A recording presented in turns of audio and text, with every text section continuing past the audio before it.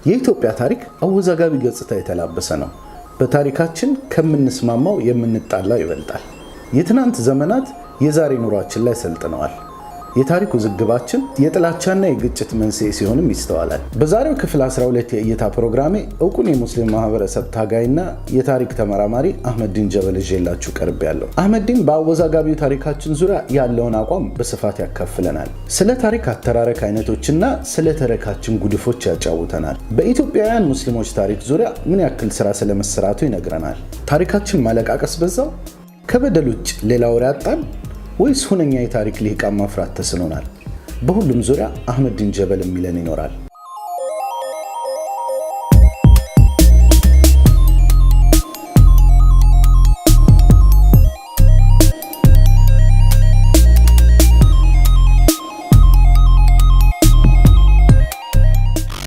በድጋሚ እንኳን ደህና መጣችሁ። ምናልባት አዲስ ለመጣችሁ ስሜ ይስሐቅ እሸቱ ይባላል።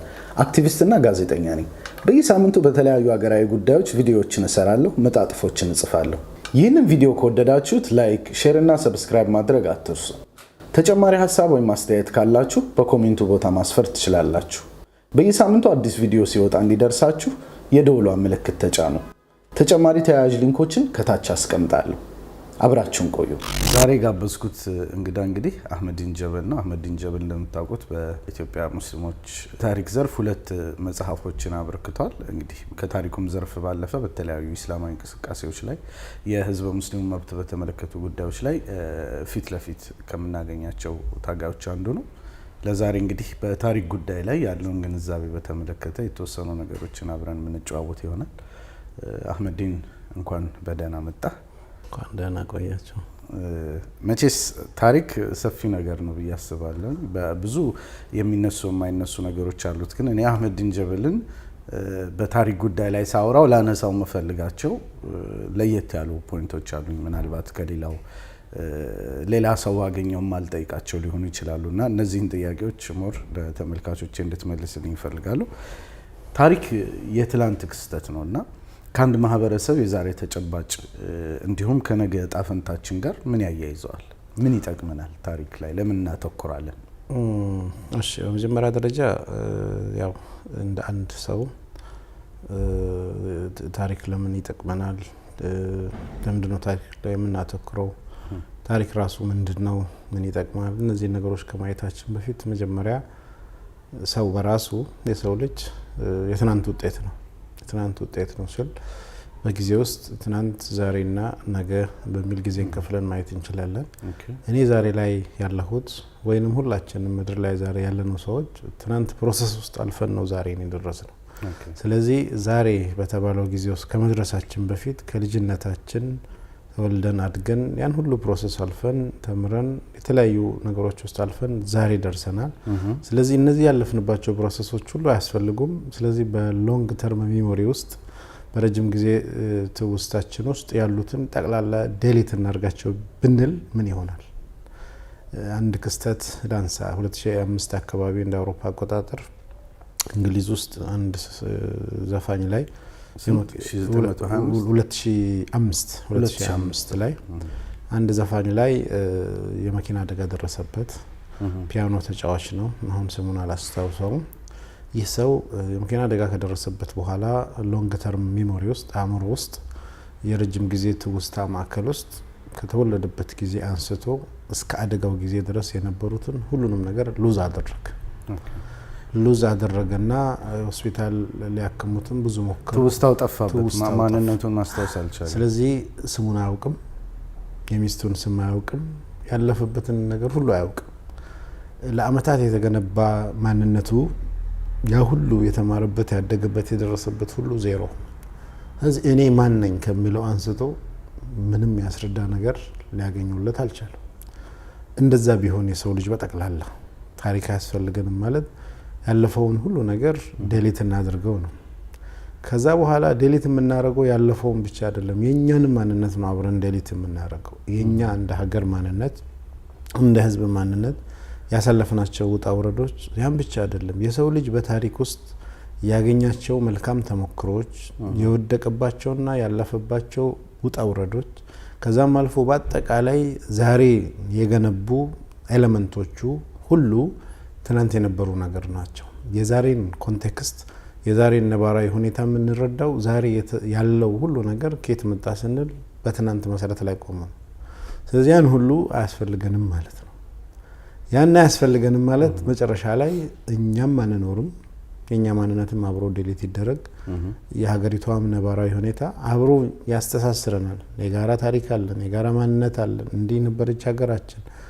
ሃይማኖታችንም ጋር ሂድ፣ ነብዩ መሐመድ፣ ኢየሱስ ሁሉም ታሪክ ሆነዋል ያለፉ። እነዚህ ሁሉ ነጣዋቸው ማለት ነው። ይቻላል ወይ? ታሪክ አያስፈልግም አይደለም፣ ግን ለኢትዮጵያ ፖለቲካ ታሪክ ምን ጠቀመን?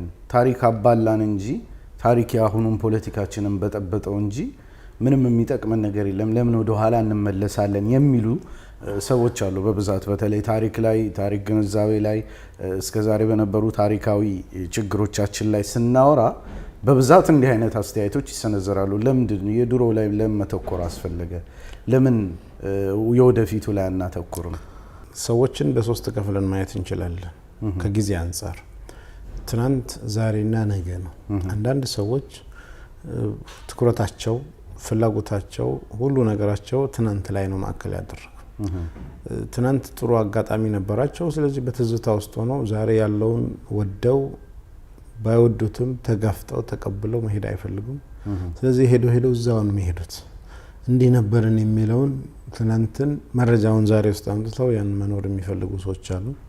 ሁለተኛዎቹ ደግሞ ዛሬን ትናንት ምንም አይጠቅምልንም፣ የነገው ምን ያደርግልናል፣ ነገ ያልታወቀ ነው፣ ፊውቸር ነው፣ ገና ዕጣ ፈንታው፣ ስለዚህ ዛሬ ነው ቀኔ፣ ትናንቱም ያለፈ ነው ዛሬውም ይሉና ከትናንቱ ማግኘት ያለባቸውን ነገሮች ነገን ታሳቢ አድርገው ዛሬ መኖር ያለባቸውን ነገሮች ያጣሉ።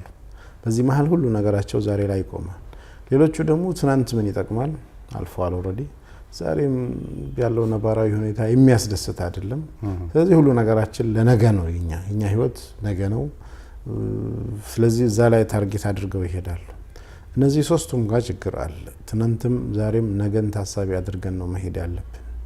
ዛሬ ማንን የት ነው ያለነው፣ የቱ ጋር ነው የቆምነው፣ እንዴት ነው ዛሬ ያለው ነባራዊ ሁኔታ የተፈጠረው፣ መሪ ሆኖም እንዴት ሊመራ ቻለ፣ ወደ ኋላ የቀረው እንዴት ሊቀር ቻለ። ሁሉንም አይነት ነባራዊ ሁኔታ ላይ የዛሬን ኮንቴክስት አውዱን የምናገኘው ከትናንት ነው። ትናንት ነው ለዛሬ ያቀብለው ዛሬ ያለውን ኮንቴክስት የፈጠረው። ዛሬ ያለው ደግሞ ኮንቴክስት ነገን የሚፈጥረው የነገን አውድ የሚጥለው ዛሬ ያለው ነባራዊ ሁኔታ ነው። ስለዚህ ነገም ላይ ዛሬም ላይ ትናንትም ላይ ግምት ውስጥ መክተት አለ። ግን ትናንት ላይ ቆመን እንቀራለን ማለት አይደለም። ትናንትን መውሰድ ያለብንን መልካምና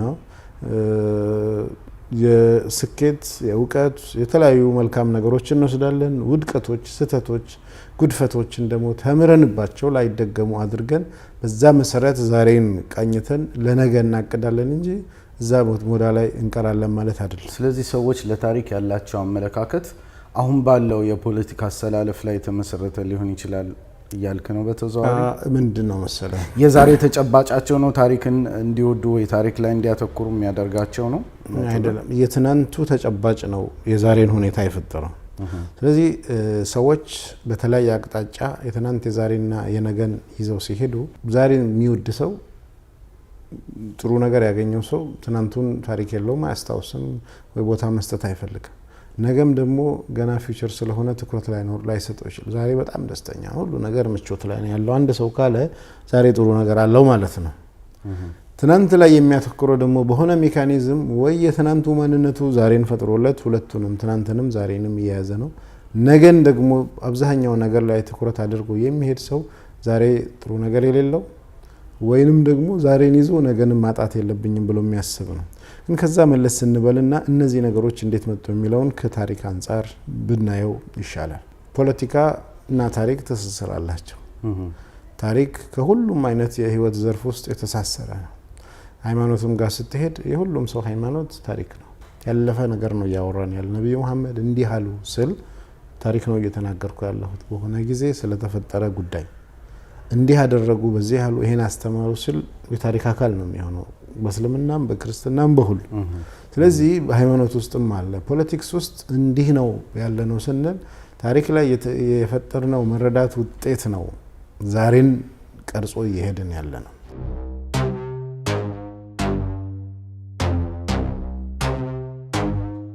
የታሪክ ሂደት ጋር ተያይዞ ሂስቶሪዮግራፊ የሚባል ፊልድ አለ። የታሪክን እንዴት ነው የምናጠናው? ሜቶዶሎጂውን፣ ታሪክ እንዴት ነው ሲተረክ የነበረው? ታሪክ እንዴት ነው ሲጻፍ የነበረው? ታሪኩን ሳይሆን የታሪክን ታሪክና ተረክትን የሚያጠና ሂስቶሪዮግራፊ ክፍል ላይ በሶስት ሰዎች ተከፍለዋል። ሂስቶሪዮግራፊ አንደኛው ኦርቶዶክስ የሚባሉት ሃይማኖቱ ማለት አይደለም፣ መጀመሪያ ላይ እድል አግኝተው ኦርቶዶክስ ማለት የቀድሞ ሴት ያደረገው አጀንዳ ሆኖ የወጣው የታሪክ አረዳድ ወይንም አገላለጽ እነዚህ ወገኖች በነበረው የተለያየ አጋጣሚዎች ቀድመው ታሪክ እንዲህ ነው ብለው በሙስሊሙም ዓለም በክርስቲያኑም ዓለም በሁሉም ዓለም መጀመሪያውን የታሪክ እይታ የፈጠሩ አካላት አሉ። እነዚህ አካላት የጻፉትና የሰሩት ነገር አብዛኛውን ተጽዕኖ ፈጣሪ ሆኖ ገኖ እየሄደ ነው። እነዚህ የመጀመሪያዎቹ ቡድን ናቸው። ሁለተኛዎቹ ደግሞ ሪቪዥኒስት የሚባሉ ናቸው። ክለሳ መከለስ አለበት፣ ታሪኩ ልክ አይደለም፣ ችግር አለው ብለው የሚሞግቱና ያለፈውን የኦርቶዶክስን የታሪክ ምልከታን ቻሌንጅ ሲባል ሃይማኖቱን አይደለም ጥንታዊውን የታሪክ አረዳድና አጠናን ዘርፉን ቻሌንጅ አድርገው ተገዳድረው ለማስተካከል የሚሞክሩ ናቸው። የታሪክ ተረካችን መስተካከል አለበት ነው። ሶስተኛው ደግሞ ፖስት ሪቪዥኒስት የሚሉት ነው። ፖስት ሪቪዥኒስት ከሁለቱ መልካም ነገሮችን ወስዶ መሀል ላይ ሆነው መፍትሄን ፍለጋ የቆመ ነው። ኦርቶዶክስ ከሆነው ሂስቶሪዮግራፊ የታሪክ ተረክ እንደዚሁም ሪቪዥኒስት ከሱ ወስዶ ነው። ከከላሾቹም ከጥንታዊውም ከሁለቱም ወስዶ የሚቆም ነው። እነዚህን በተወሰነ መልኩ ነው። ለምሳሌ የኢትዮጵያ ታሪክ ላይ ስንመጣ የኢትዮጵያ ታሪክ ላይ ቀድሞ የጻፈ የኢትዮጵያ ታሪክ እንዲህ ነው ብለው የታሪክ አንጓዎችን፣ ታሪካዊ ጠቃሚ ጊዜዎችን፣ ታሪክ ላይ አስፈላጊና ዋና የሚባሉ ጊዜዎችን፣ ክስተቶችን፣ ግለሰቦችን ዲፋይን አድርጎ የታሪክ ዋና የተረክ አቅጣጫ ሆኖ የተቀመጠ የኦርቶዶክስ የታሪክ ተረክት ሃይማኖቱን አይደለም አለ። በዚህ ታሪክ ተረክት ውስጥ መጥተው ይሄን ቻሌንጅ የሚያደርጉ ደግሞ አካላት አሉ። ይህ ታሪክ ውስጥ እኛ የለንበትም፣ አንደኛ እኛን አያካትትም፣ ሁለተኛ ሚዛናዊ አይደለም፣ ሶስተኛ ይሄን የሚያፋልስ መረጃ አለ፣ ይሄን ስህተት ነው ብሎ የሚያሳይ የተለያዩ ተጨባጭ ነገሮች አሉ፣ አራተኛ የሆነን ወገን ለመጥቀም ነው የቆመው፣ ከዛም አልፎ የተተረጎመበት መንገድ ልክ አይደለም፣ ከዛም አልፎ ሜቶዶሎጂው በዛ ዘመን ላይ የሆነ ሰው የጻፈውን የታሪክ ሂደት እንዳለ በማጽደቅ እንጂ በሳይንሳዊ ዘዴ ተበጥሮ ተተንትኖ ተመዝኖ አይደለም ያለው። ስለዚህ ይሄን ክፍተት አለበት፣ ከእንደገና መከለስ አለበት ብለው ቻሌንጅ ያደርጋሉ። ይሄን ቻሌንጅ የሚያደርጉ ሰዎች ከሃይማኖታቸው አንፃር ሊሆን ይችላል፣ ከብሔራቸው አንፃር ሊሆን ይችላል፣ ከመደብ አንፃር ሊሆን ይችላል፣ ከጾታ አንፃር ሊሆን ይችላል። እነዚህ ወገኖች ይሄን ቻሌንጅ በሚያደርጉበት ጊዜ የመጀመሪያው ኦርቶዶክስ የሆነው የታሪክ ተረክት አይነት ጥንታዊ የሆነው የታሪክ ተረክት አይነት ለረጅም ጊዜ ቦታ ይዟል፣ ለረጅም ጊዜ ባህል ፈጥሯል፣ ለረጅም ጊዜ ተጽዕኖ በማሳደሩ ያ ልክ ነው ብለው የማንነታችን አካል ነው፣ እኛን ነው የሚወክለው፣ የኛ ታሪክ ነው ብለው የተቀበሉ ሰዎች አሉ። ያንን ሄደህ ቻሌንጅ ስታደርግ፣ ስትገዳደር፣ ለመቀየር ስትፈልግ፣ ተጽዕኖ ስታሳድርበት ታሪኩ ላይ ብቻ አይደለም እያሳደርክ ያለው፣ ይሄ ነገር ልክ ነው ብለው አምነው የቆሙ ሰዎች እምነታችሁ ልክ አይደለም እያልካቸው ነው። ይሄ ነገር የኛ ማንነት ነው ብለው በሱ ላይ ማንነት የገነቡን ሰዎች ማንነታቸውን እያናገህ ነው። ያን ብቻ ሳይሆን በዛ መሰረት ላይ የፖለቲካ ጥቅም አግኝተው ያሉ ሰዎችን እነሱን መደላድል ሆኗቸው የቆመውን ነገር ከስር እያናድቅ፣ ስለዚህ እዚህ ጉዳዩ የህልውና ጉዳይ ይሆናል። እነዚህኛዎቹ ደግሞ ይሄ የተሳሳተው ነገር ከላሾቹ የተሳሳተው ነገር ጉዳት አለው፣ ልክ አይደለም ብለው ይነሳሉ። ሲነሱ በሁለት መንገድ ነው። አንደኛ እንደ ብሔረሰብ ወይ እንደ ሃይማኖት ወይ እንደ መደብ ወይ እንደ ጾታ በሆነ አካል ላይ ሆኖ ሲነሱ ታሪክ ብቻ አይሆንም። እነሱ ይሄን አጀንዳ ሲያነሱ እነሱ ያነሱት ነገር ልክ ነው ብሎ ያመነ አካል ልክ ነው ብሎ ይደግፋቸዋል። የሴቶችን ጉዳይ ካነሱ ሴቶች ከዚህ ጀርባ ይሆናሉ። ይሄ ታሪክ ጸሐፊ ይሄ የተነሳው ነገር ትክክል ነው፣ ቦታ የለንም፣ የኛ ታሪክ የለበትም፣ የኛ ማንነት የለበትም ብለው ከጀርባ የመሰለፍ ቴንደንሲ አላቸው። ሃይማኖትም ከሆነ የሙስሊሞች ታሪክ፣ የሆነ ሀገር ስትሄድ የክርስቲያኖች ታሪክ፣ የሆነ ሀገር ስትሄድ የኦሮሞ ታሪክ፣ የትግራይ ታሪክ፣ የነገሌ ታሪክ፣ የዚህኛው ህዝብ ታሪክ፣ የአይሁድ ታሪክ፣ የምናምን ታሪክ የተባለ ከዚህ ጀርባ የሚሰልፉ ሰዎች ይኖራሉ። የታሪክን ተረክት አተራረኩን፣ አቀራረቡን፣ አጠናኑን ቻሌንጅ ስታረግ ያንን አብረው ደግፈው የሚቆሙ ሰዎች ይኖራሉ። ስለዚህ ባይ ዲፎልት ምን ፈጠረ? ቡድን ፈጠረ ማለት ነው። አሁን ክርክር እየተደረገ ያለው ታሪኩ ላይ ነው። ቻሌንጅ እየተደረገ ያለው ታሪኩ ነው። ግን ታሪክ ብቻውን ስላልቆመ ታሪኩን እውነት ነው ብለው ያመኑ ሰዎች አንድ ጊዜ የሆነን ታሪክ አንብበው ትክክል ነው ብለው የሄዱ ሰዎች አሉ። ያነበቡ ሰዎች ትክክል ነው ብለው ሁሉ ጊዜ ጥናት እያጠኑ አይሄዱም። ህዝቦች የታሪክ ባለሙያ ነው ለጉዳዩ ቅርበት ወስነው አምነው ሄደዋል። ስለዚህ እንደገና ተመልሰው በየጊዜው ምን አዲስ መረጃ አለ፣ ምን የጥናት ውጤት አለ ብለው የማይሄዱ ሰዎች ድሮ ትክክል ነው ብለን ስንት ዓመትኛ የተመረው እናንተ አሁን መጣችሁ ልትከልሱ ነው ወይ የሚል ነገር ይኖራል። በዚህ መሀል የሚፈጠር ሽኩቻ አለ። ይህም ብቻ አይደለም። ታሪክ ብዙ ሀገር ላይ ወይንም ሁሉም ቦታ እየተጻፈ ያለው ስልጣን ባለው አሸናፊ በሆነው የበላይ በሆነው አካል አማካኝነት ነው።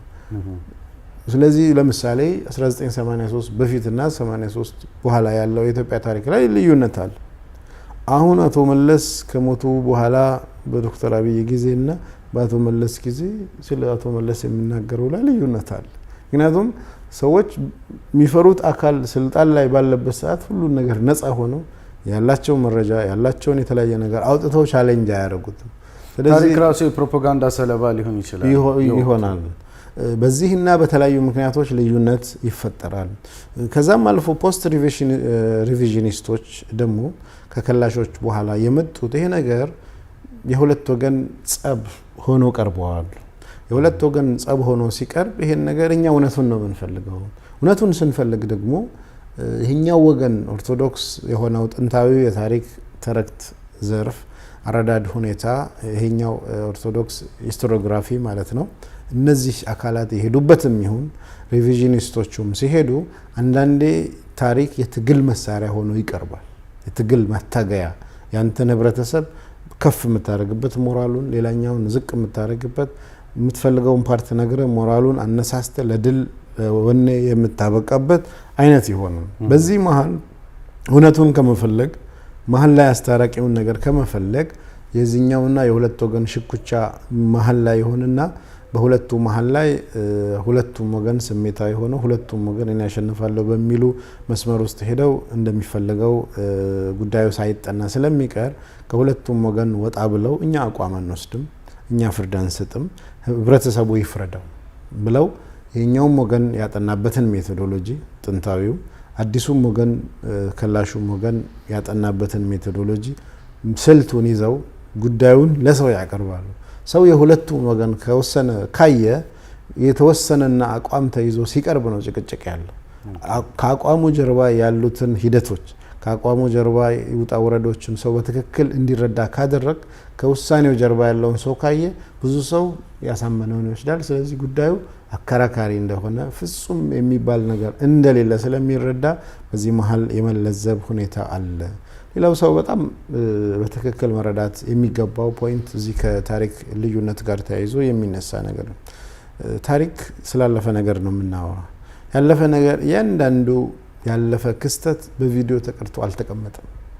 ኢቭን በቪዲዮ ተቀርተዋል ብለን ብናስብ አሁን ካሜራ ፊት ለፊታችን አለ እየተቀዳ።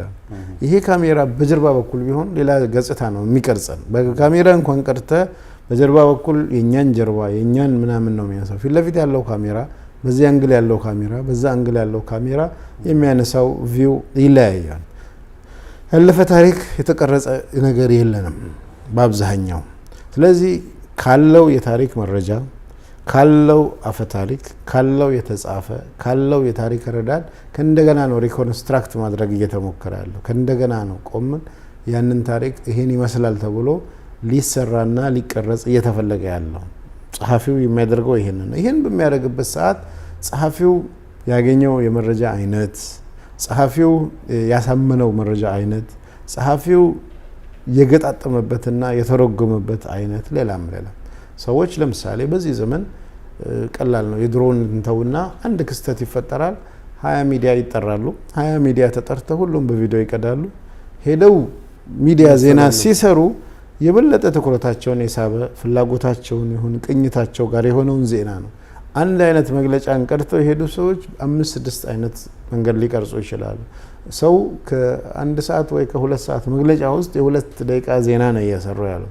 ስለዚህ አንደኛው በሆነ አንግል ሲሰራ ሌላኛው በሌላ አንግል ይሰራል። ይህን የሰማ ሰው ያኛውን ሚዲያ የሰማ ሰው ምንጩ አንድ ቢሆንም መሀል ላይ ቀርተው ተርጉሞ አቀናብሮ የሰጡ ሰዎች ያቀረቡበት አንግል ስለተለያየ የሚመጣው ነገር ይለያያል። ሰው ግን ወደ ኋላ ተመልሶ እስቲ የቀረጽከውን መግለጫ አምጣ ብሎ የሁሉንም ቢሰማ አንድ አይነት መግለጫ ነው። ሚዲያ ላይ አሁን ምንድነው የሆነው? አንድ ክስተት ተፈጥሮ እንኳን የድሮ አይደለም ዛሬ ባለው እኮ ሰው እየተከራከረ ነው። ይሄን ያደረጉት እነንትና ናቸው፣ ይሄን የሆነው እነንትና ናቸው፣ ይሄኛው እያለ እንኳን ስላለፈ ስላለው እየተጣላ።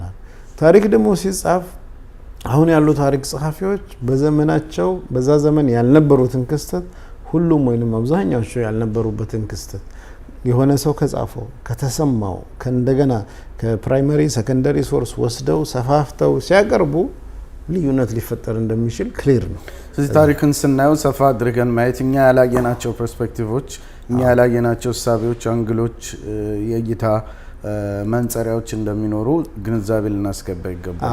አዎ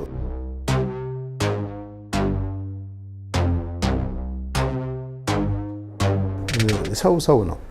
ሃይማኖት አለው፣ ብሔር አለው፣ አቋም አለው፣ አስተሳሰብ አለው፣ የሚያምንበት የሚያሳምነው ነገር አለ። ጸሐፊዎቹ ናቸው እኮ በአእምሯቸው ተጠቅመው ይሄ ነገር ፋክት አይደለም ብለው ይወስኑበታል። ይሄ ነገር እንዲህ ነው መተርጎም ያለበት ብለው ይወስናል። ለምሳሌ አንድን ጽሁፍ ለመጻፍ እኔ መጽሐፍ ስጽፍ ለምሳሌ የኢትዮጵያ ሙስሊሞች ታሪክን እያነበብኩ በሄድኩበት ሂደት የሰበሰብኳቸው መረጃዎችን ጀላል እነዚህን መረጃዎች ይዤ ለ10 ሰው ልሰጣቸው ኮፒ አድርጌ የሚጽፉት ነገር የተለያየ ነው። የተጠቀምነው ምንጭ አንድ ኖት ነው፣ ግን ይሄን እንዴት ነው የምንገጥመው? መጨረሻ በእኔ ውስጥ ነው እየተፈጠረ ያለው ስዕሉ። ይሄን በምንገጥመው የትኛው ምዕራፍ 1 የትኛው ምዕራፍ 2 ይሄኛውን እቀበላለሁ ይሄኛውን እጥላለሁ። ሰው ነው ላይ እየወሰነ ያለው። ልክ እንደዛ ሁሉም ነው። አንድ ምንጭን አንድ ማስታወሻ ደብተር ላይ ከተለያየ ቦታ የተውጣጣ ነገርን ተጠቅመ አንድ አይነት ነገር መጻፍ ካልቻል አንድ አይነት መጻፍ ያላነበበ አንድ አይነት ማስታወሻ ያልያዘ የሚቀርብበት መንገድ አንዱ የዚህኛውን ወገን ከፍ ማድረግ ይፈልጋል፣ ሌላኛው የዛኛውን ማጉላት ይፈልጋል፣ ሌላኛው ይሄኛው ያሳምናል፣ ያኛው ያሳምናል። በዚህ የተነሳ ሰዎች አንዱ ወገን ይረዱና ትክክል ማለት እሱ ነው። ችግሩ ያለው ምንድነው? ሰዎች ቀድሞ ያነበቡትን ነገር ትክክል ነው ብሎ የመፈረጅ ሳቢ ያላቸው። የትኛውም ነገር እኔ ዛሬ ትክክል ነው ያልኩት ነገር ይሄን የሚጣረስ ወይንም ይሄን ጥያቄ ምልክት ውስጥ የሚከተው ወይንም የሚለውጠው ማስረጃ ከመጣ እኔ ከማስረጃው ጋር ነኝ ወይስ የኛ ወገን ብዬ ካልኩት ጋራ ነው አቋሜ? ስለዚህ ታሪክ አንባቢው ታሪክ ተጠቃሚው አእምሮን ክፍት ሊያደርግ ይገባል። አእምሮን ክፍት ያደርጋል። ከታሪኩ ባሻገር ታሪክ እንዴት ይመጣል የሚለው አጻጻፉንም በተወሰነ መልኩ ሂስቶሪዮግራፊው መረዳቱም ካለ በታሪክ ጸሐፊዎቹ ጥበቃ ስር ብቻ መገደብ የለበትም ነው። ምናልባት ታሪክ ጸሐፊው ለራሱ አመለካከት ለራሱ የፖለቲካ አሰላለፍ አንጻር የሚጠቅመውን ነገር ጽፎ ሊሆን ይችላል። በዛ መልኩ ሼፕ አድርጎት ሊሆን ይችላል። ስለዚህ ተራው ተጠቃሚ ወጣ ብሎ ማየትና ታሪኩን ራሱን ኦሪጂናል ሶርሶቹን ኦሪጂናል ምንጮቹን ማመሳከር አስፈላጊ እንደሆነ ነው።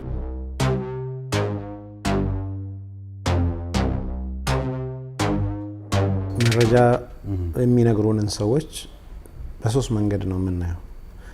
ከዚህ በፊት በጣም የምናምነው እውነት ይናገራል ብለን ያመንነውን ሰው ገና ከመናገሩ በፊት እውነት ነው ብለን ለመቀበል ቅርብ ሆነን ነው የምንሰማው። ሌላው ደግሞ ውሸት በመናገር የሚታወቅ ወይንም የምንጠራጠረው ሰው ሲመጣ የሚነግረንን ነገር ጥያቄ ምልክት ውስጥ ከተን ነው መስማት የምንጀምረው። ምክንያቱም ከሰውየው ማንነት አንጻር የማናውቀው ሰው ደግሞ ሲመጣ ጉዳዩ ላይ አተኩረን እውነት ነው ወይም ውሸት ነው ብለን ጉዳዩ ነው የሚስበን። አሁን ብዙ ጊዜ የምናምነው ሰው ኧረ እሱማ አይዋሽም፣ ኧረ እሳቸውማ እንዲህ ናቸው ብለን ወይ በሃይማኖታዊ እሳቤ ወይ ከዚህ በፊት በምናውቀው መጽሐፍ ላይ ወይ የሰውየውን የሆነ ፐርሰናሊቲ ክፍል ወስደን ዛሬ የሚነግሩኝ ወይም ሁሉ የሚነግሩኝ ነገር እውነት ነው ብለን ለማመን ቀርበን ነው የምንሰማው። ማናውቀውስ ቢሆን ጉዳዩን አንብበን ይሄ ነገር እንቀበለዋለን ወይስ አንቀበልም እየመዘን ነው የምናየው። ሁሉ ጊዜ በኔጌቲቭ ያየነው ሰው ባሉታዊ መልኩ ያየነው ሰው የሚናገረው ነገር ስህተት ነው ማለት አይደለም። አንዳንዴ ይሄኛው ትክክል ይሆናል፣ አንዳንዴ ያኛው ይሆናል። ስለዚህ ሰዎች ከጅምሩ የሆነን መረጃ ስትጠይቅ ከታማኝ ምንጭ ነው ያገኘሁት ይልሃል። ስለዚህ ታማኝ የተባለው ሰውዬ የታማኝነት ችግር የለውም ይሆናል፣ ግን የተረዳበት መንገድ ላይ ግድፈት ሊኖር ይችላል። ሰው ነው ሊሳሳት ይችላል። ስለዚህ ሆን ብሎ እየዋሸን ላይሆን ይችላል። የተሳሳተ ነገር ሊነግረን ይችላል። የተረዳበት መንገድ እሱም የሆነን አካል አምነው ያኛው የነገረው ስህተት ሊሆን ይችላል እና በርካታ ምክንያቶች አሉ። ሰውን በማመን እሱ የሚነግረን ነገር አንድ ሰሞን በሆነ ፊልድ ላይ እኔ በማውቀው ፊልድ ላይ ለምሳሌ ታዋቂ ሰውና አዋቂን እንውሰድ። በጣም ታዋቂ ሰዎች ተአማኒ ናቸው ብለው ሰዎች ያስባሉ። አዋቂ ሰውና ታዋቂ ሰው መሀል ልዩነት አለ። በሆነ ዘርፍ አዋቂ የሆነ ሰው በፖለቲካል ሳይንስ ዜሮ ሆኖ እውቀቱ በሕክምና ፕሮፌሰር ሊሆን ይችላል። ፕሮፌሰር ነው የሚለውን ወስደ ፕሮፌሰርነቱ ወይንም እውቀቱ በሕክምና ነው፣ እኔ ግን ልመዝነው የፈለኩት በፖለቲካ ሳይንስ ነው። እሱ ይሳሳታል እንዴ? በታሪክ እሱ እኮ ትክክል ነው፣ ምክንያቱም ፕሮፌሰር ነው። የእሱ ፕሮፌሰርነት በታሪክ ነው ስለሚነግረኝ ነገር ነው ወይ ፊልዱ ስፔሻላይዝ ያደረገው ምናምን ብዬ እንኳን ብመዝን ቢያንስ ይሄን ነገር አጠባለሁ። ሰዎች ባልተማረበት ፊልድ ወይንም ደግሞ ጉዳዩን በቅርበት ባላጠናበት ዘንድ እገሌ ብለዋል በሚል ሊወስዱት ይችላሉ። የሃይማኖት ሰዎች ሊሆኑ ይችላሉ። የደረሳቸው መረጃ የተሳሳተ ሊሆን ይችላል። ስሜት ተጽዕኖ ፈጥሮባቸው ሊሆን ይችላል። በርካታ በተለይ በፊሎሎጂ ዘርፍ ያለ በተለያዩ መልኩ ታሪካዊ ጽሁፎች ስህተት ሊገባባቸው የሚችሉባቸው በርካታ ኦፕሽን። እነዚህን ሁሉ ሰው ግምት ውስጥ ሳይወስድ የጸሐፊዋ አለቃ ምናምን ናቸው እሳቸውማ ትክክል ነው፣ ሼክ ገሌ ናቸው እሳቸውማ ይላል። ይሄኛውም ሰውየውን ወደዛ አስቀምጠው ጉዳዩ ወይ እውነት ነው ወይ ሐሰት ነው፣ ማንም ይንገርማል። ጉዳዩ ነው ሚዛን ላይ ተቀምጦ መፈተሽ ያለበት እንጂ ሰውየው የኔ ወገን ነው ማምነው ነው ማላምነው ነው ላምነው ይችላል። ጉዳዩ ነው መመዘን ያለበት ነው። ከዛ አንፃር ከታሪክ ጋር በተያያዘ ሁለት ጎራ ያለ ይመስለኛል ኢትዮጵያ ላይ። ቅድም መጀመሪያ እንደጠቀስኩት ታሪክ ላይ ብዙ ባናተኩር ይሻላል የሚለው ማህበረሰብ አለ። በዛ በኩል ደግሞ ታሪክን የሙጥኝ የሚለው አለ። ታሪክን በጣም የሙጥኝ በሚለው ማህበረሰብ ዘንድ ደግሞ የተወሰነው ታሪካዊ ችግሮችን መሰረት አድርጎ የሆነ አካል መበቀል የሚፈልግ አይነት እንትን ይኖራል። ታሪክ ወደ በቀል የሚመራባቸው ወቅቶች አሉ። ወይም እኛ ሀገር ያለው የታሪክ አረዳድ አሁን ያሉ ሰዎችን የሚያጣላበት ወቅት አለ። የድሮ ሰዎች ያደረሱትን የበዳይና ተበዳይ ግንኙነት አሁን ባለው ማህበረሰብ ላይ ለማካካስ የሚፈልግ ጽንፈኛ ሊባል የሚችል ደግሞ ቡድን ወይ አካላቸው ይኖራሉና ታሪክን ለበቀል ዓላማ በሚጠቀምበትና ታሪክ ደግሞ ከነጭራሹ አያስፈልገንም በሚለው ሁለት ቡድን መካከል ሁለት ጎራዎች መካከል ሚዛናዊ መንገድ ማግኘት ይሳካልን ይሆን? መጀመሪያ ደረጃ ኢትዮጵያ ውስጥ ሰዎችን ታሪክ አስተምራቸው አሁን ላይ ያለው ማህበረሰብ ላይ እነገሌ ድሮ እንደዚህ ተበድያለሁ ብሎ አሁን ያለው ማህበረሰብ ላይ የበቀል በትሩን የሚያሳርፍ እንትን ቢኖር እንዴት ነው ይሄንን የምንከላከለው? በመጀመሪያ ደረጃ ኢትዮጵያ ውስጥ ታሪክን ሙጥኝ ያላለ ሰው የለም እኔ እስከምረዳው። ሁለቱም ወገን ወይንም ሁሉም ወገን ታሪክን ሙጥኝ ብሏል። ታሪክ አያስፈልገንም የሚለው አካል ሁሉንም ነው ወይ ስትል አይ እኔ ያስፈልጋል ብዬ ጀግናዎቼ ሞዴሎቼ ምናምን ብሎ የሆነን አካል ወስዶ ጧት ማታ እሱን ያወራ ነው። አንተ የምትለው ታሪክ አያስፈልግም እኔ የምለው አያስፈልግም ነው፣ ያስፈልጋል ነው። ሌላኛው ደግሞ በተቃራኒው አንግል አንስቶ ለምሳሌ አፄ ምኒልክ እንዲያርገውናል ስለዚህ ይሄን አደረጉን የሚለውን ፓርት ነው ማወራው አንዱ ካለ፣ ሌላኛው ደግሞ ይሄን ስታወራ እንጣላለን ተው ሊል ይችላል። ሌላኛው ደግሞ በተቃራኒው አድዋ ላይ እንዲያርጓል ጀግና ናቸው እንዲያርጓል ብሎ መንገር ይፈልጋል። አሁን የሰው ልጅ ታሪክን ነው የምናወራው። የሰው ልጅ በጠቅላላ ማንም ይሁን ማን 100% ፐርፌክት ሰው የለም። አዎንታዊ ታሪክ አለው፣ አሉታዊ ታሪክ አለው። ስለዚህ ከመጥፎ ታሪኮቹ ትምህርት አንውሰድ፣ ጥያቄው ይሄ ነው። ከአዎንታዊ ታሪኮቹ ብቻ እንውሰድ ካልን እንደገና አዎንታዊ ራሱ የቱ ነው የሚለው ላይ አለመግባባት ይመጣል። ምክንያቱም ጀግና ብለን ማንንም ውሰድ ለምሳሌ አድዋ ላይ ጦርነት ላይ የተሳተፉ ሰዎች ድል ያደረጉ ጀግኖች ናቸው እንላለን። ጀግና የሚባል ሰው እኮ በዛኛው ወገን ጀግና አይደለም። ኤቭሪዌር ብትወስድ ገዳይ ነው፣ እንዲህ ነው እንዲህ ነው በሚል ሌላኛው ቨርዥን አለ። ጥቃት ያደረሰባቸው ጣሊያኖች ወይንም የተገደሉት እርምጃ የተወሰደባቸው ሰዎች ሚኒሊክን ጀግና ነው ይላሉ ወይ? አድዋ ላይ የተሳተፉትን ሁሉንም አርበኞች ጀግና ናቸው ይላሉ ስትል ጀግና በማን ፐርስፔክቲቭ ነው? ጀግና የትኛውም የዓለም መሪ ጀግና ተደርገው የተወሰዱ ሰዎች አንዱ ወገን ጀግና ስላችሁ ሌሎች ሰዎች ጨፍጫፊ፣ ገዳይ ምናምን ይባላል። ስለዚህ እነዚህን ታሪኮች እንዴት እናስማማ ነው? እንደ ሀገር ናሽናል አይደንቲቲ በጋራ የሚያግባባን ማንነት፣ በጋራ የሚያግባባን ታሪክ፣ በጋራ የሚያግባባን የኢትዮጵያ ሁሉ ሰው ልክ ነው ብለው ቢያንስ አብዛኛው ሰው የሚቀበለውን ሳንፈጥር እኔ የምለው የኢትዮጵያ ይሁን ካለ ይሄኛው ምን የምለው የኢትዮጵያ ይሁን ካለ ችግር አለ።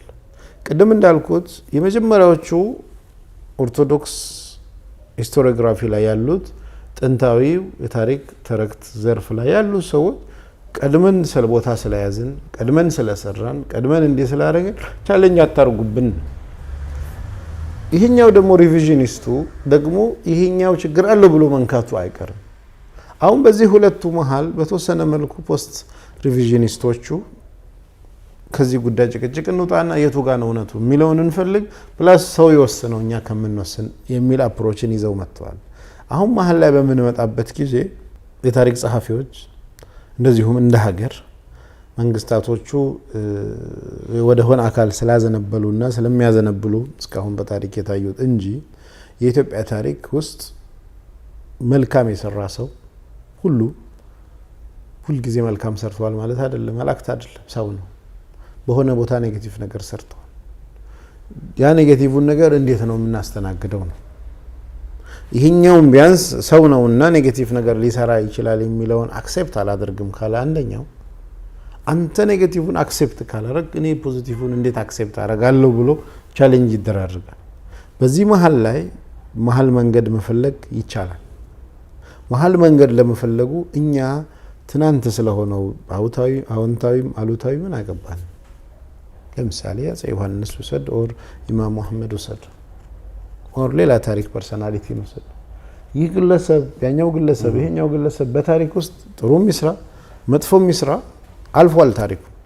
ለምንድን ነው እኛ ሄደን የዛ አካል ራሳችንን ምን አድርገው?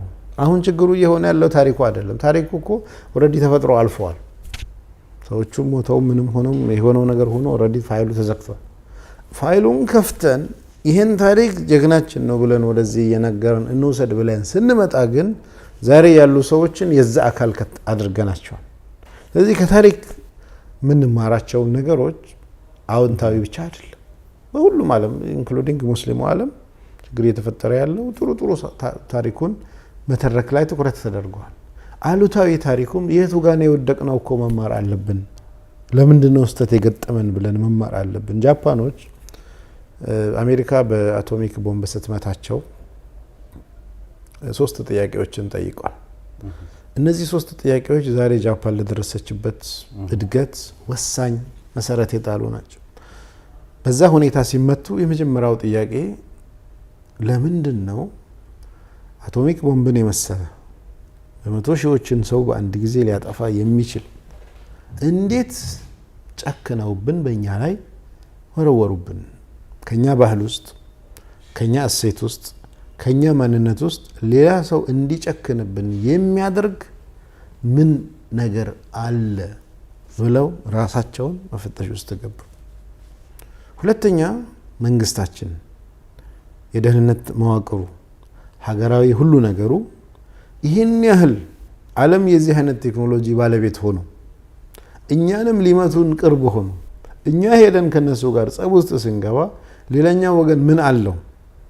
አደጋ ውስጥ እንደሆነን አለርት ያላረገን ያላሳወቀን እንድንጠነቀቅ ያላረገን የመንግስት መዋቅሮቻችን ሁሉ ነገራችን ምን ድክመት ቢኖርብን ነው ይሄንን ሊያሳውቀን ያልቻለው? ሶስተኛ መሰል ነገር እንዳይደገምብን ምን ማድረግ አለብን የሚል ጥያቄ ጠየቁ። ሶስቱም ትኩረቱ በራሳቸው ላይ ነው። ከዛስ በኋላ ከነሱ ባህል ውስጥ ከነሱ እሴት ውስጥ ከነሱ ማንነት ውስጥ ሌሎች ሰዎች እንዲጨክኑባቸው እንዲጠሏቸው የሚያደርገውን ነገር ነቅሰው አውጥተው እነዚህ እሴቶች እነዚህ ሂደቶች በመልካም መለወጥ አለባቸው ብለው ራሳቸው ላይ ነው የሰሩት። እኛ ዘመንስ ቢሆን አሜሪካ ነበረች ልክ ጃፓን ነበረች ልክ ይሁንና ጭቅጭቁ መጨረሻ ላይ አሜሪካም ትሁን ጃፓንም ትሁን ምንድነው የጠቀመው? ኦሬዲ እኮ የሆነው ነገር ሆነ። ራሳቸውን መገምገም ላይ አተኮሩ። ስለዚህ ከነሱ ማንነት ውስጥ መስተካከል ያለበት መከለስ ያለበትን ወስደው በትምህርት ስርዓት ውስጥ በህዝባዊ ሂደት ውስጥ ይህን የመቀየር ነገር ውስጥ ገቡ። ሁለተኛ በመንግስታዊ መዋቅሮች የተለያየ የመንግስትና የህዝብ ሲስተሞች ያለበትን ግድፈትና ክፍተትን ፈትሸው እንዴት ይሄ ሁሉ ከመሆኑ በፊት ሊያሳውቀና ሊያግዘን አልቻለም ብለው ራሳቸው ላይ አተኮሩ መስተካከል ያለበትን ወሰዱ። ሶስተኛ ከአሁን በኋላ በኒውክሌር እንዳንመታ አቶሚክ ቦምብ የደረሰብን አይነት ነገር የዛ አይነት ጥፋት እንዳይደርስብን ምን ማድረግ አለብን ብለው ወደፊት ሊያደርጓቸው ስለሚገቡ ነገሮች ሰሩ። ሶስቱም ራስን መፈተሽ ላይ ስላተኮረ በአጭር ጊዜ ውስጥ ጃፓን ከዛ ውድቀት ተነስታ በዓለም ላይ በኢኮኖሚ 3ኛ 4ኛ ደረጃ ላይ ነው ያለችው። 2ኛ ደረጃ ነው የተመለሰችው። እንደምታው እኛ ጋስ ቢሆን ስትል እገሌ ልክ ነበር እገሌ ልክ አልነበረም ነው ለጭቅጭቁ ማከል። ይሄኛውም ወገን ደጋፊ ያለው ያኛውም ወገን ደጋፊ ያለው ሁሌ እንጨቃጨቃለን። ይሄም ወገን ትምህርት ወስዶ አይታረምም ያኛውም ወገን ምክንያቱም ራስን የመፈተሽ ነገር ስላልመጣ በዛ መልኩ ነው። እና የመምረጥ ታሪክ ሳናውቀው ሰዎች ነንና ሁሉም ጋር ሊፈጠር ይችላል። የመምረጥ ታሪክ ጉዳት አለው። ቢያንስ አባቶቻችን ከተሳሳቱት ስህተት ከወደቁት ውድቀት እኛም እንዳንወድቅ እንዴት አድርገን እንማር የሚለውን አምጥተና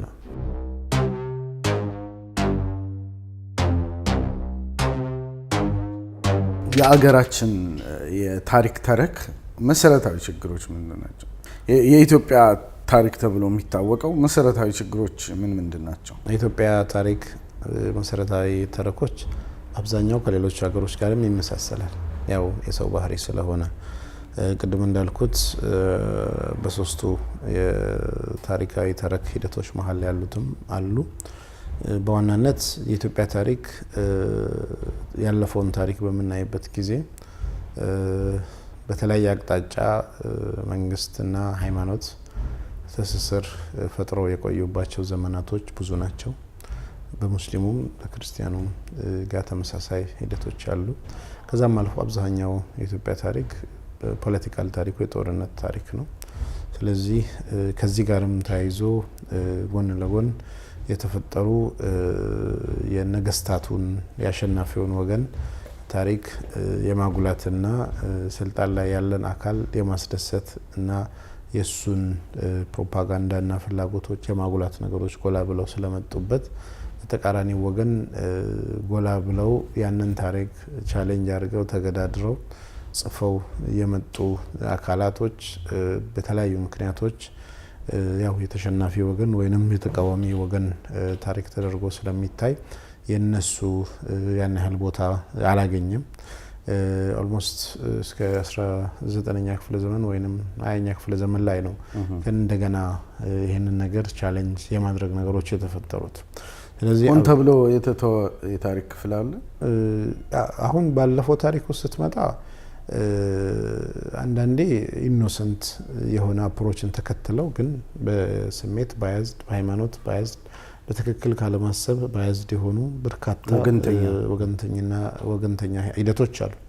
ነገር ግን መሰረታዊ ፖይንት ታሪክ መንግስታዊ ቅርጽን ይዞ በትምህርት ቤትና በካሪኩለም ተቀርጾ ለሁሉም ዜጋ ይሰጥ ተብሎ በሚመጣበት ጊዜ የተፈጠሩ ክፍተቶች አሉ።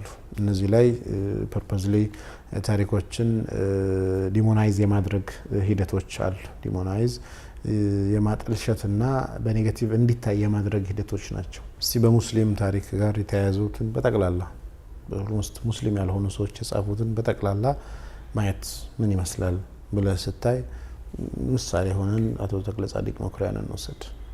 አቶ ተክለጻዲቅ መኩሪያ ብዙ መጽሐፍትን ጽፈዋል።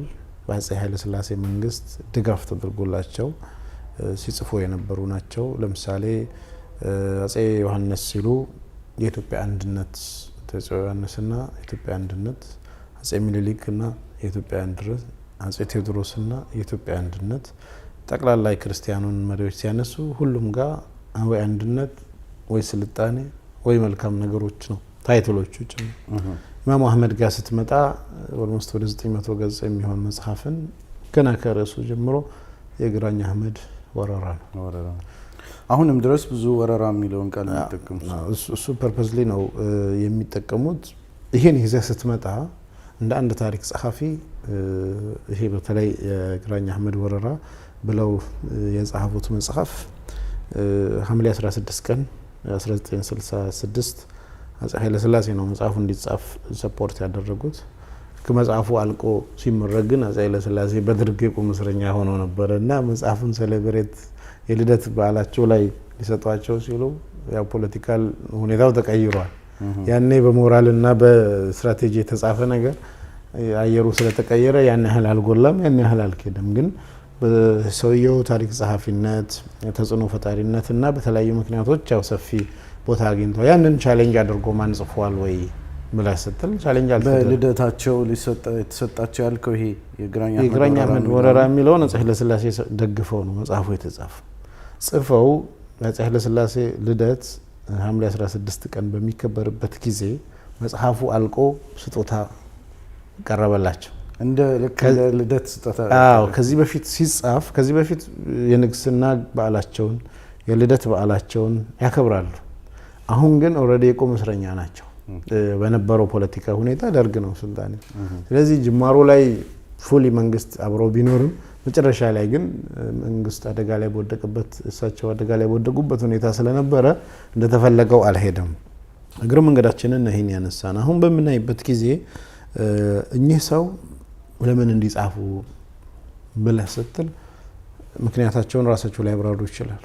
ግን አንደኛ ያገኙት መረጃ፣ ሁለተኛ ሰፖርት አድርጓቸው እንዲጻፍ የተፈለገውና ለሰው ማስረጽ የተፈለገው ነገር ከሳቸው በፊትም ያለውትን የሌሎች ታሪኮችን ወስደ ስታይ እንዲህ የተጻፉ ነገሮች ላይ አንዳንድ ጊዜ ባይናቹራሊ ወገንተኝነት ይፈጠራል። አውቆ አይደለም። አንድ ሰው ከትምህርት ጀምሮ የተማርከው ትምህርት ትክክል ነው ብላ ያመንከው የአንዱ ወገን ቨርዥን ብቻ ከሆነ ለምሳሌ ኢማም አህመድን ታሪክ እንውሰድ።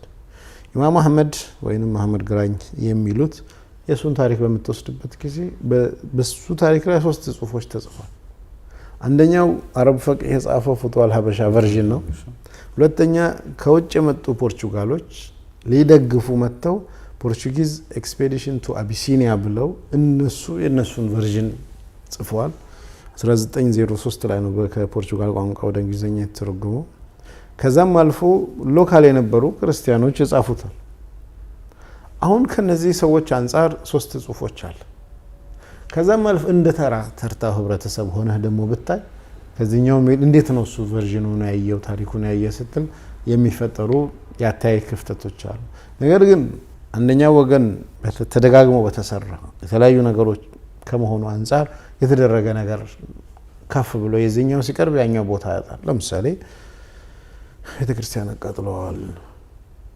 3ቱም ቨርዥኖች ጋር ስትሄድ ቤተክርስቲያን አቃጥለዋል፣ ሙስሊሙም ጋር አቃጥለዋል የሚላል ተደብቀው ነገር። አረብ ፈቅህ ጋር ስትመጣ 27 ቤተክርስቲያኖች የት እንደተቃጠሉ ለምን እንደተቃጠሉ ይነገራል። በዚህኛው ወገን ስትመጣ ሪሊ ወረራ የሚባለው ነገር የቱ ጋር ነው ብለህ ስትመጣ የምታያቸው ነገሮች አሉ። አሁን የግራኝ አህመድ ወረራ ብለው ጎልቶ ወረራነቱ እንዲወጣ ሲያደርጉ፣ በተቃራኒው አጼ ቴዎድሮስ ለኢትዮጵያ አንድነት ብለው ሲያወሩ አጼ ቴዎድሮስ የኢትዮጵያ አንድነትን አመጡት ከተባለው በ10 እና በ20 እጥፍ በላይ የኢትዮጵያን አንድነት ፈጥሮ የሄደውን ሰው ግን አንድነት የሚለውን ኮንሴፕት ግምት ውስጥ መክተት አይፈልጉም። እሱ ምናልባት ያልገባ ነው ብዬ አስባለሁ። አንዳንድ ጊዜ ወረራ የሚለው ቃል ምን ችግር አለው የሚሉም ሰዎች አሉ። የተለያዩ አስተዳደር ስለነበራቸው አንዱ የአንዱን አስተዳደር ወረረ ተብሎ ቢነሳ ምን ችግር አለው ይላሉ። ግን እነዛው ሰዎች ሌሎች ክርስቲያን ነገስታት ወደ ሙስሊሙ አካባቢዎች ወደ ሙስሊሙ ስልጣኔቶች ሄደ ያደረጉትን ወረራ ብለው አይሰይሙትም።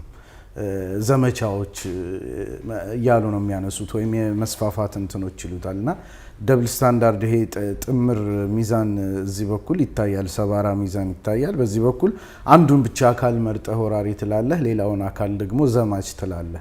ወይ ደግሞ ሁለቱ ወረራ ራሱ የሚለው አሁን እኛ ኢትዮጵያ ብለን በምናውቃት ቅርጽ ውስጥ እስካለ ድረስ እንደ እርስ በርስ ግጭቶች እንጂ አንዱ ከውጭ መጥቶ እንደወረረ ማድረጉ ራሱ የሆነን አካል የውጭ አካል አድርጎ ለማስመሰል ያለውን እንትን ያሳያል። በዛ ላይ ብዙ የማጥላላት ነገሮችም አሉ። ታሪኩ ላይ ብዙ እንትኖች አሉ። በግጭት የተሞሉም ታሪኮች ስለነበሩ ይመስለኛል የድሮ የመካከለኛው ዘመን ሂደቶች በጣም በግጭት የተሞሉ ነበሩ እና ታሪክ ላይ እነዚህ ነገሮች ሆን ተብለው የተፈጸሙ ናቸው ነው እያልክ ያለው። የተሰጠው ትርክት ትክክል አይደለም ነው። አንድነት ያልከው ምናልባት ለምን ከሌሎቹ ለምሳሌ አጼ ቴዎድሮስ ብለሃል፣ አጼ ዮሐንስ ከሌሎቹ የተለየ ያደረገው ነገር አለ? ኢማም አህመድ እንግዲህ በጥንት ዘመን አንዱ ሌላኛውን መውረር ናቹራል ነገር ነበር። ምክንያቱም ራሱን ፕሮቴክት ለማድረግ እንደሚያጠቃህ ያመንከውን አካል መጥቶ እስኪያጠቃህ መጠበቅ የለብህም፣ ሄደህ መከላከል አለብህ ነው። ለምሳሌ ኢማም አህመድ መጽሐፍ ላይ የተነሳ አለ ፉትዋል ሀበሻ የሚሆን ሌሎች ላይ አባቶቻችን ከዚህ በፊት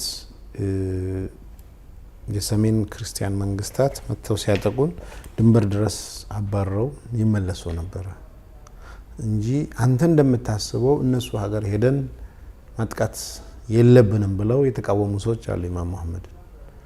ኢማም አህመድ ደግሞ ነው እንደዛ አይደለም፣ የጦርነት ሜዳው በእኛ ሜዳ መሆን የለበትም፣ እዛ ነው መሆን ያለበት ነው። ስለዚህ እነሱ ሲመጡ ሁሌ እየመለስን መቀመጥ ከሆነ ምንድነው የሚሆነው? የጦርነት ሜዳው እኛ ሀገር ነው። ሁለተኛ በእነሱ ፕሮግራም መሰረት እነሱ መጥቶ ያጠቃል፣ አንተ ዲፌንድ ታደርጋል። ወደ እነሱ መሄድ አለብን የሚለው ላይ ክርክር ተፈጥሮበት ነበር።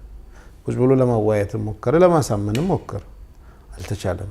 መጨረሻ ላይ ጦሩን ከእንደገና አዋቀረና የጦርነት ሜዳውን እዛ ያደረገ፣ ከመከላከል ወደ ማጥቃት ገባ። ወደ ማጥቃት ሲገባ ሀረርና ሀረር ዙሪያ ላይ የነበረው የማጥቃትን ሂደት ተቀልብሶ መከላከል የነበረው ተቀልብሶ ወደዛ ሆነ። አሁን እዛ ላሉ ሰዎች ወረራ ነው ቢሉ አይገርምም። አት ዘ ሴም ታይም ግን ያው እነሱ ሲመጡ ወረራ ነው ብለን ካልተቀበልን ፕላስ ኢትዮጵያን ወረራህ ብለህ ካልከኝ፣ ምክንያቱም ኢትዮጵያ የምትለው ያችኛዋ ብቻ ነች ብለህ ከተቀበልክ ምንም ችግር የለውም። እሱ ነገር በሌሎችም ትርክቶች ታያለህ። ለምሳሌ የሆነውን የሙስሊም ሱልጣኔቶችን የሚደግፉ አካላት ሲኖሩ የኢትዮጵያ ታሪካዊ ጠላቶች ይባላል። በዛ በኩል ግን የሰሜኑን መንግስታት ይደግፉ የነበሩት መንግስታት ሲኖሩ ታሪካዊ ወዳጅ ይባላል እና ኢትዮጵያ የቷ ናት? ወይም ኢትዮጵያ እያልን ዲፋይን የምናደርገው ነገር የትኛው ነው የሚለውን ጥያቄ ይከስታል። ኢማም አህመድ ኢብን ኢብራሂም አልጋዚ ወይም ግራኝ ብለው የሰየሙት መሪ፣ በዛ ወገን ደግሞ ከሱ ጋር ጦርነት ውስጥ የነበረው አጼ ልብነ ድንግል አለ። እነዚህ ሁለቱ መሪዎች በአንድ ጊዜ ነበሩ፣ በተቃራኒ ወገን የቆሙ ሁለቱም የራሳቸው ተከታይ ያላቸው የተዋጉ ያሉ ሰዎች ናቸው። የኢትዮጵያ ብለን ስንተርክ ከማን አንጻር ነው? ስለዚህ ሁለቱም ወገን ከፖዚሽን አንጻር ካየኸው አብዛኛውን የኢትዮጵያን ክፍል ይዞ በእጁ አስገብቶ የዛሬዋን ጅቡቲ፣ አብዛኛውን የዛሬውን ኢትዮጵያ፣ ከተወሰነ የኤርትራ ክፍል፣ ከሶማሊያም የተወሰነውን ክፍል ይዞ ሰፊ ግዛት በእጁ ይዞ ያለው ኢማም አህመድ ነው። ልብነ ድንግል በምታይበት ጊዜ ከዚህ እዚህ እየተሳደደ መጨረሻ ላይም ተደብቆ ደብረ ዳሞ ገዳም ውስጥ ተደብቆ ሸሽቶ የሞተ መሪ ነው። የኢትዮጵያ መሪ ብለህ ስትል ማንን ነው የኢትዮጵያ መሪ የምትለው? ምንድን ነው ሚዛኑ? ክርስትና ሃይማኖት መከተል ነው ወይስ የኢትዮጵያን አብዛኛውን ፓርት መያዝ ነው ወይስ ምንድን ነው ብለህ ሚዛን ከሌለ የተለመደው መንገድ ምንድን ነው የሆነው? ክርስቲያኑ ወገን ላይ የክርስቲያን መሪዎችን ሰንሰለት ይዞ በዚህኛው በኩል ያለውን እንደ ተቃዋሚ ወይንም እንደ ወራሪ ወይንም ቦታ እንደሌለው አድርጎ የመሳል ሂደት ነው የመጣ። አሁን የኢትዮጵያ ጠላትም ሲባል የሰሜኑ ጠላት ለማለት ነው። አዎ። እና በእነዚህ አይነት ሰሜኑን ብቻ ሳይሆን አብሮም ሃይማኖቱም አካል አለ። በዚህ መልኩ ስትመጣ የኢትዮጵያ ጠላትም ኢትዮጵያን ብለህ ስትል የኢትዮጵያ መሪም ስትል ማን ነው? ለምሳሌ 17ኛ ክፍለ ዘመንና የኢትዮጵያ ታሪክ ምናምን ስትል ጎንደር ዘመነ መንግስት አለ። ጎንደር ዘመነ መንግስት ላይ ስትመጣ የጎንደር መሪዎችን የኢትዮጵያ መሪ አድርገህ ፒክ አድርገህ ወሰድክ።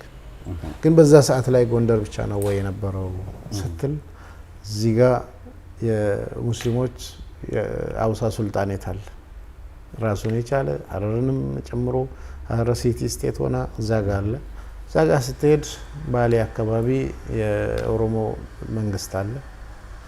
እዛ ጋር ስትሄድ ሌላ ነገር ለምንድን ነው አንዱን ፒክ አድርገህ ኢትዮጵያ ያልከኝ ሌሎቹ የማን ናቸው ስትል የተቀመጠ ሜንታሊ ወይ በኢትዮጵያ የሚለው የሆነን አካል ይዘህ መሳል ስለተፈለገ ነው። በዛ ሂደት ውስጥ በምትመጣበት ጊዜ ወይ ደግሞ ሁሉንም በአንድነት ይዞ ቢሆን ወይንም ሁሉም በሱ ስር ሆኖ ቢሆን ችግር አልነበር።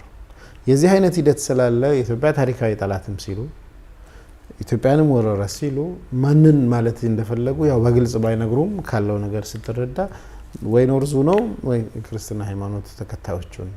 እንደ ውጭ ሆነ ስታይ ኢትዮጵያውያን መሪዎች አጼ ምኒልክንም ጨምሮ ከተለያየ ሀገር መሳሪያ ድጋፍ አግኝተዋል። አጼ ምኒልክ ከጣሊያን መሳሪያ ወስደዋል። በኋላ ላይ ጣሊያን ጋር ተጋጭተዋል።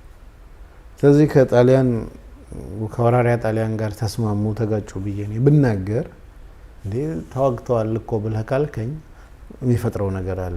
አጼ ዮሐንስን ስትወስድ አጼ ቴዎድሮስን ለመግደል ለመያዝ አስቦ የመጣው የእንግሊዝን ጦር ትግራይ ላይ ድጋፍ ሰጥተው ድንኳን ውስጥ አብልተው ደግሰው መንገድ መርተው ወደዚህ የላቁት አጼ ዮሐንስ ናቸው። ስለዚህ አጼ ዮሐንስ አጼ ቴዎድሮስን ለማስጠቃት ከጠላት ጋር ተባብረዋል ብዬ እኔ ባወራ በዛኛው ሙስሊሙ ጋር ጠላት እንደሚባለው ያስኬዳል።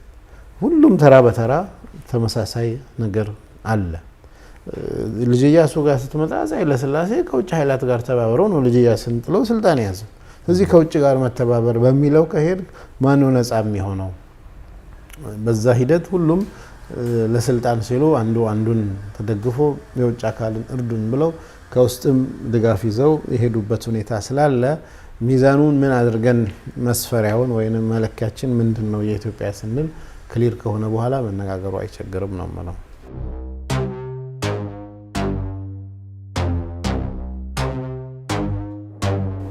ወደ ኢትዮጵያ ሙስሊም ታሪክ እንምጣ።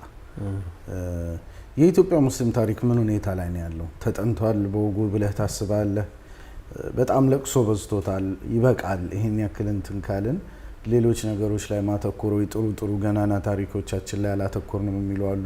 አንተ በራስህ ግምገማ የኢትዮጵያ ሙስሊም ታሪክ ላይ የተደረጉት ጥናቶች በሙስሊሙ ማህበረሰብም ሆነ በአገራዊ የትምህርት ተቋማት ኢትዮጵያ ሙስሊሞችን አስመልክቶ የተሰራው የታሪክ ጥናት ምን ያክል በቂ ነው ልንለው የምንችለው ነው ወይስ አንሷል ነው ወይስ በዝቷል ነው? ምን የትርክት እንዴት ታየዋለህ አሁን ያለበትን ሁኔታ? የኢትዮጵያ ሙስሊሞች ታሪክ ላይ የተለያዩ ጥረቶች ተደርገዋል። ከፕሮፌሰር ላጲሶ ገደሌቦ እስከ ፕሮፌሰር ሁሴን አህመድ ሌሎቹም የተለያዩ ሰዎች በተለያየ ቨርዥን የተለያዩ ነገሮችን ጽፈዋል።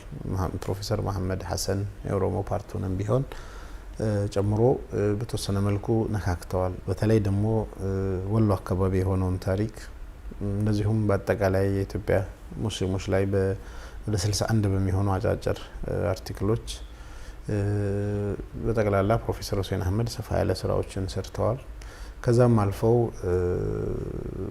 ሁለተኛ ዲግሪ መመረቂያ ጽሁፎች ላይ የተለያዩ ወገኖች ነጥለው የአርሲ ሙስሊም ታሪክ፣ የጅማ ሙስሊም ታሪክ፣ የስልጤ ሙስሊም ታሪክ፣ የዚህኛው ሙስሊም ታሪክ እያሉ የብሔረሰብን ወይንም የአካባቢን ታሪክ መሰረት አድርገው የተጻፉ ጽሁፎች አሉ። በጥቅሉ የሀረርን እንደዚሁ የተጻፉ አሉ።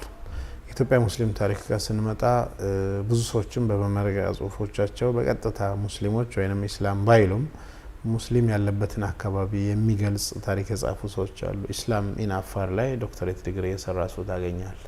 ኢስላም ስልጤ ላይ የሰራ ሰው ታገኛለ። ተበታትነው የተቀመጡ ነገሮች አሉ። ችግሩ የሆነ ያለው የነዚህ መመረቂያ ጽሁፎች ለምን አላማ ነው እየተጻፉ ያሉት? ዲፕሎማ ወይ ዲግሪ ወይ ማስተርስ መመረቂያ ጽሁፍ ዶክተሬት ይዘህ ወደ ስራ መግባት ከሆነ ለባለ ታሪኩ እየቀረበ አለ። ባለ ታሪኩ ማን ነው ብለህ ስትል ማህበረሰቡ። ስለዚህ የጻፍክለት ማህበረሰብ ከሱ ሽማግሌዎች፣ ከሱ አባቶች፣ ከሱ ታሪክ አዋቂዎች ሰብስበ ላይብራሪ ውስጥ ያለውን የተለያየ ቋንቋ ያለውን አሰባጥረ ፋይናል ሰርተ ለሱ ግን ሳታቀርብ ለሚመርቅህ ዩኒቨርሲቲ ሰጥተኸው ወደ ጉዳይ ከሄድ ለማህበረሰቡ አልቀርም። ብዙ ነገሮች የተሰሩ አሁን ሁሉንም እንዲህ ነው ማለት አልችልም። ምክንያቱም ብዙ ሺዎች መመረቂያ ጽሁፍ እየተጻፉ ነው። ከዛ ውስጥ ብዙ ነገሮች እንደተሰሩ አስባለሁ። ነገር ግን ወጥ የሆነ ታሪክ ጠቃሚ ነው ብዬ በማስበው መንገድ አልተሰራም።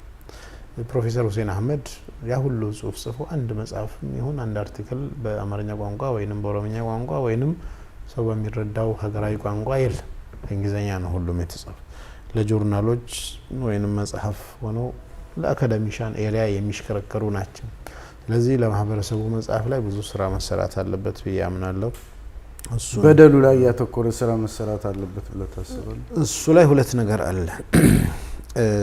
በማንኛውም ሀገር ውስጥ ሁለት አይነት ታሪኮች አሉ። ታሪከል ኩብራ፣ ታሪከል ሱግራ ብለው ይጠሩታል። ታሪከል ኩብራ ቅድም ባለው መሰረት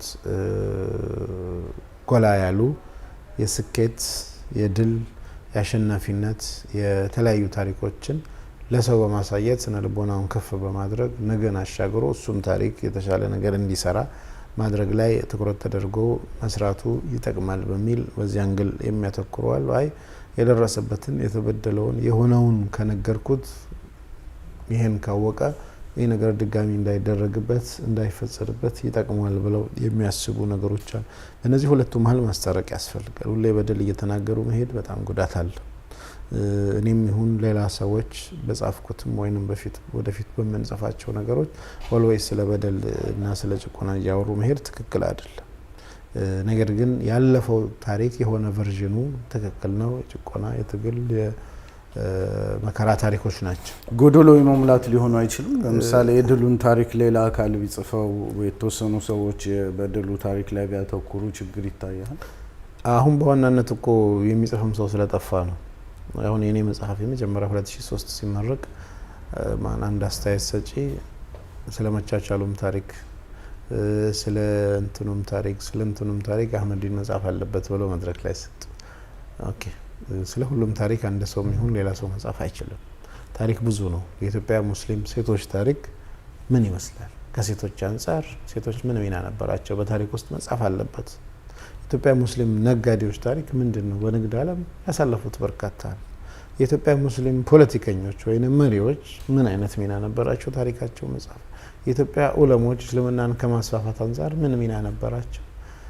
ጭቆኖች ጭቆናቸውን ለመታገል ምን አደረጉ ስትል መጽሐፍ አለበት።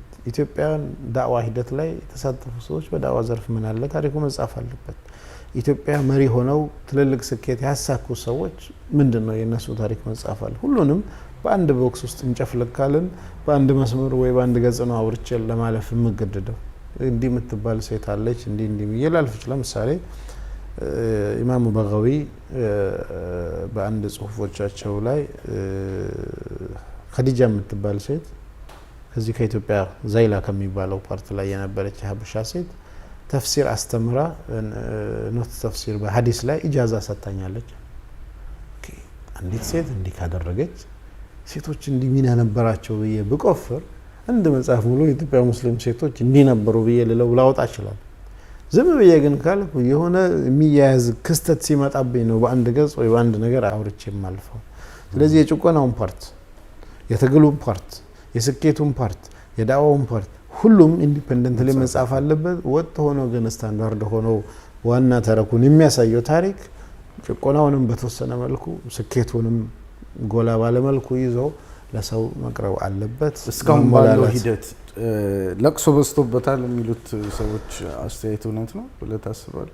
መጀመሪያ የታሉ መጽሐፍቶቹና ነው በዝተውበታል አልበዙም እኮ ለማለት የተጻፉ ነገሮች ስንት ናቸው? እስቲ በዝተውበታል የሚለውን ማቅረብ ስለዚህ ሚስኮንሰፕሽን ነው ማለት ነው። ማህበራዊ ሚዲያ ላይ ብዙ ሰዎች ይሄንን ያነሳሉ። ለምንድነው ሁሌ እንዲህ አይነት ታሪክ ላይ የምናተኩረው ምናምን ይላሉ። እና የበደሉስ ታሪክ ተጽፏል ወይ የሚል ጥርጣሬ አለኝ እኔ። የበደሉም አልተጻፈም። ምናልባት እንግዲህ የተወሰኑ መጽሐፍቶች ናቸው፣ እነዚህም በቂ ናቸው ብዬ አላምንም። ግን በደሉን የምንጽፈው ለምንድን ነው? በደሉን የምንጽፈው እንዲህ ሆነናል የሚለውን ለማሳወቅ ወይንስ መልሰን ጭቆና የፈጠሩን ሰዎችን መበቀል ወይንስ ጭቆና ማለት የምትበቀለውም አካል እኮ የለም። አሁን እኮ ችግር እየሆነ ያለው የለም የበደለውም የተበደለውም ኦልሬዲ አልፏል። ግን ሰዎች ባይ ዲፎልት የዛኛው ወገን ወራሽ ነኝ ብሎ አትንኩብኝ ገሌን ብሎ የሚመጣ አካል መጣ። እኔ የሱ አላማና ራዕይ አስቀጣይ ነኝ ብሎ ሲመጣ አንተ ይሄኛውን እንዲህ አረገብኝ ብለ መናገር ከኔ ጋር መጣላት ነው፣ እንዴት እሱን ታወራለህ የሚል አካል ሲመጣ ልንጣላ ሆነ ብለው በመስጋት ይሄን ነገር እናስቀምጠው የሚሉ ወገኖች አሉ። በእርግጥ የበደለውም የተበደለውም በታሪክ ውስጥ ያለፉት ሁሉም አልፈዋል። አሁን ችግር እየሆነ ያለው ያለፈውን ነገር እንዴት ለሰው እንንገር፣ እንዴት አድርገን እንናገር። አንዳንዶቹ እውነትን ከተናገርን ያጣላናል። ስለዚህ እውነትን መናገር የለብንም። እኛ ለኢትዮጵያ አንድነት የሚጠቅመው ለመቻቻል የሚጠቅመው ለሆነ ነገር የሚጠቅመው እየፈለግን ከዚች ጋር አንድ ላይ እጫወትና እንበል እንጂ እንዳለ ከዘረገፍ ነው ችግር እሱስ ግን ጠቅሟል ወይ? የድሉን ታሪክ ብቻ ብናወራው ለአንድነት እኮ አይጠቅምም ማለት። በዛ በኩል ደግሞ ተበድያለሁ፣ ብዙ ችግሮች ደርሰውብኛል ብሎ የሚያስብ ማህበረሰብ አለ እና ያ ነገር ክሎዥር አላገኘም ማለት ስሜቱ ክፍት እንደሆነ ነው የሚቀጥለው። ወደ ሪኮንሲሊዬሽን ወደ እርቅ ለመምጣት እነዛን ነገሮች ዲስከስ አድርገህባቸው አውርተህባቸው መዘጋት ያለባቸው ናቸው በመሻር ስሜት ማለት ነው። እና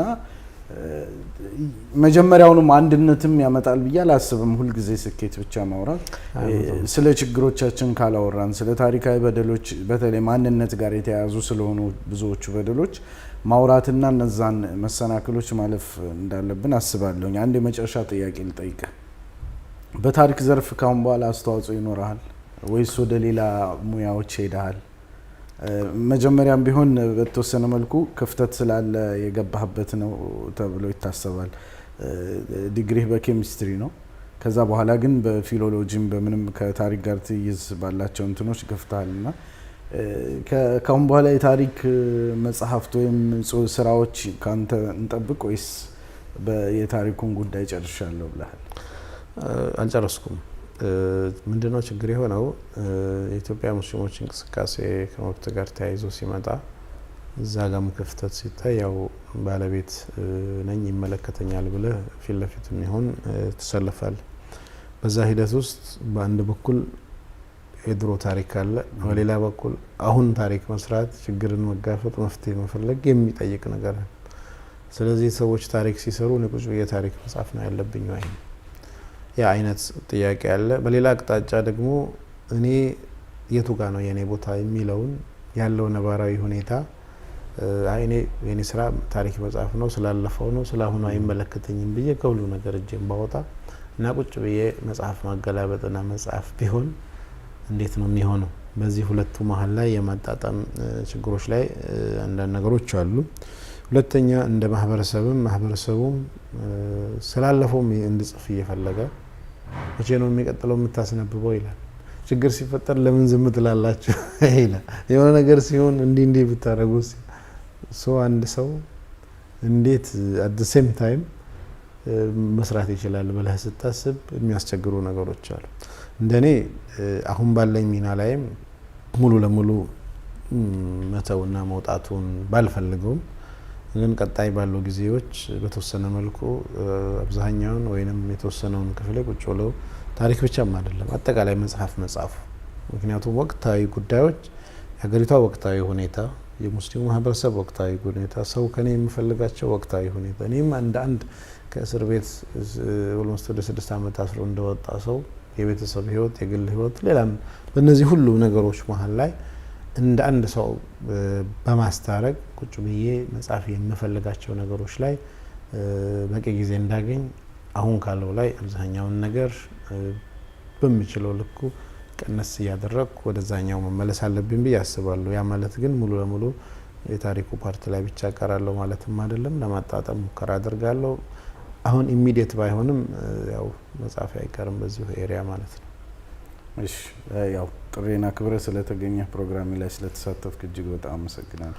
እኔም ያው ስለጋበዝከኝ አመሰግናለሁ። እስካሁን አብራችሁን ስለቆያችሁ እጅግ በጣም አመሰግናለሁ። ቪዲዮን ከወደዳችሁት ላይክ እና ሼር ማድረግ አትርሱ። ተጨማሪ ሀሳብ ወይም አስተያየት ካላችሁ በኮሜንቱ ቦታ አስፍሩልኝ። ሁሉንም ኮሜንቶች አነባለሁ።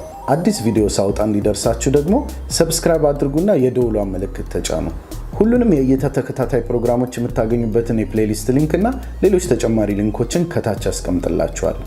እስከ ሳምንት፣ መልካም ሳምንት።